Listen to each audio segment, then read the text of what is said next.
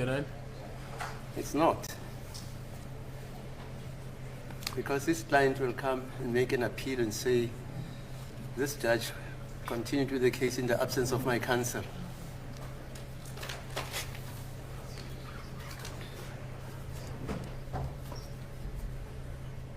Who's a member of the PLA? Mr. Mnisi, are you not? The PLA? The PLA? Yes. I think Mr. Ramusipili is. Are you a member, sir? Yes. This is just by the way. I'm told you guys are having a function in White River. I've received communication, but I haven't read it. Yeah, I was told by DJP Mujapiru with Ngwepe. I just wanted to know if I was invited. I said, no, I'm not. And yet I formed the PLA 1977 in October. The only living members of the PLA now is myself, Mushidi, Ngwepe. The other guys have gone on to some other worlds. I thought, my lord, the hatchet was buried. That The what? issue, the hatchet is buried. That issue. No, but they're It's saying past. they're having a dinner party for the veterans. So if the veteran is not there, If I'm not there, how Yes. can you have it? yes. Because basically, this guy was surprised, Mujapelu. I was asking whether I'm invited. And he joined the BLA, I think 1982 or 3, somewhere there. I see Mr. Balo, you're surprised. I'm surprised that the veteran is not... Yeah, 47 years ago. I drew up the constitution of the BLA.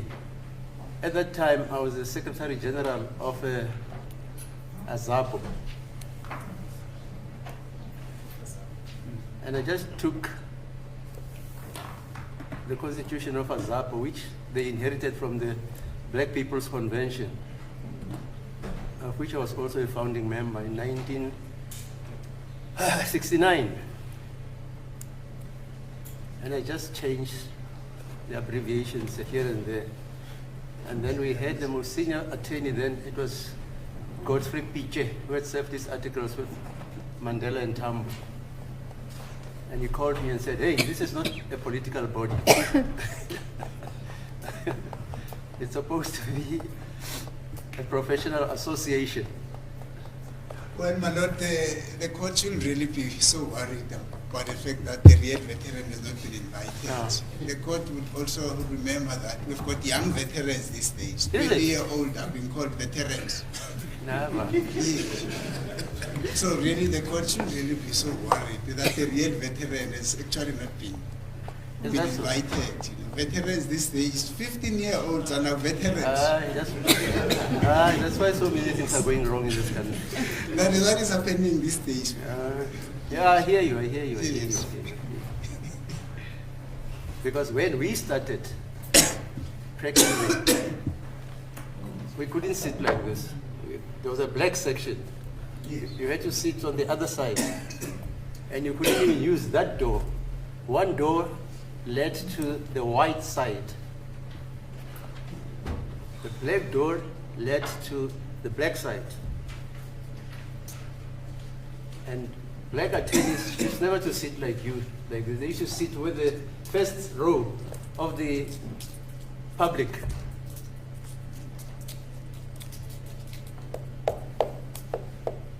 And I remember that case is reported. Piche, 1950, I think it's 67,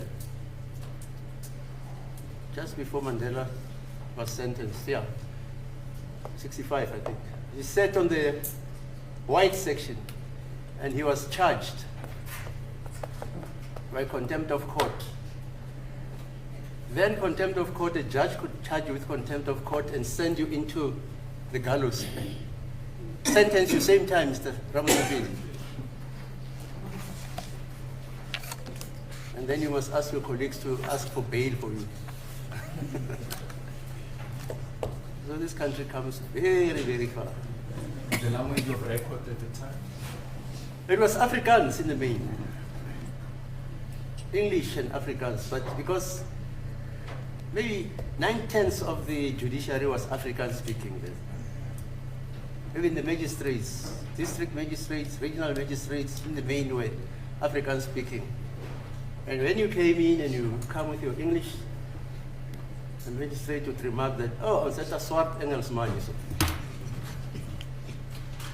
You had to argue your case in Afrikaans. Or the magistrate would tell you, the judges will tell you, tell your client that you must appoint a competent advocate or attorney because this advocate doesn't speak Afrikaans. And most of the law reports were written in Afrikaans then. So was it.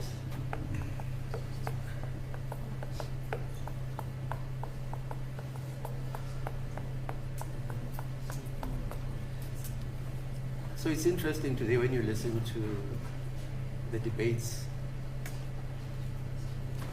I think the meeting in White River is going to miss out on that interesting and very important history. No, we also were like that. I remember when we started, but we respected our seniors. It started with, after the 1976 group, then ethics changed, everything changed. Ngeke asitshele lo muntu.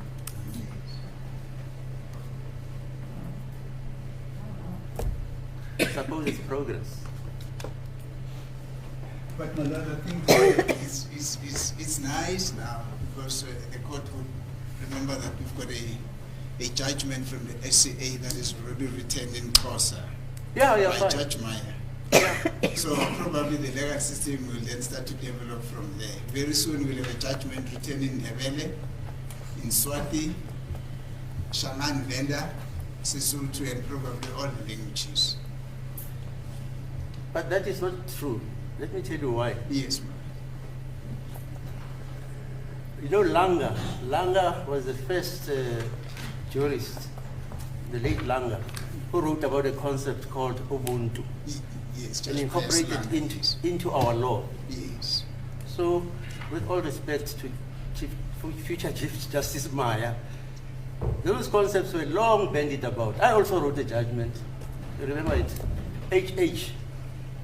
Yes, the WHP. That's it, yeah. Yes. I brought in Ubuntu Yes. and equality because the argument then was that the males, Hamusadi as a horoka kula baby, as a kotisi, as a Musadi. Have you ever heard that nonsense? Yes. Here you say, hi. Mfazi fanele ukuthi makashadwa aze ekhaya azokhonza. Only then makasam amukelwe umndeni wendoda. She becomes a wife. And some purists excoriated me. But the Constitution is clear, it says there's equality. Yes. So I just use the concept of equality to say, what is discriminatory of a woman is also discriminatory of the man. So the law is changing. But whether there will ever be anything called African law, that's another story. No, just take the law of contract. Take the law of contract. It developed from the time of Cicero. It's not a development African law. How do you develop it over the centuries? And the literature also. Because apparently, Rona, we are lazy to write. Generally. Okay, I see Mr. Mngomezulu is here. Starting